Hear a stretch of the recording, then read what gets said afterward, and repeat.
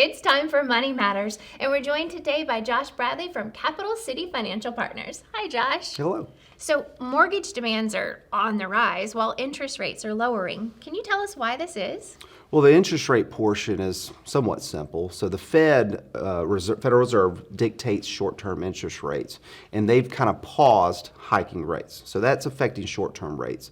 The market then dictates long-term rates, and what they've taken from the Fed is that interest rates are probably not going to go up anymore, and the Fed is just as likely to cut rates in the future as they are to continue to rise.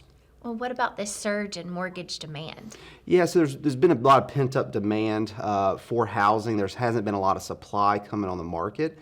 And then anytime we get a little reprieve and seeing mortgage rates drop like they have in the past few weeks, you get an influx of new people that want to maybe jump in on these lower rates. Well, it sounds like the housing market is still struggling and having challenges. Why is this? Yeah, so it's doing okay. It's not as maybe as bad or good. It's kind of neutral.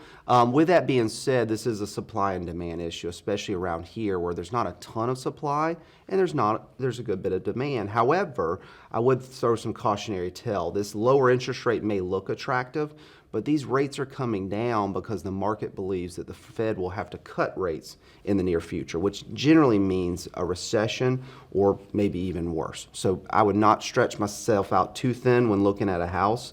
Also, affordability is really, really tough right now. The prices are so inflated that a lot of people may not be able to afford even these lower interest rate payments. So just be very careful when looking at a house right now. Thank you so much for those helpful tips.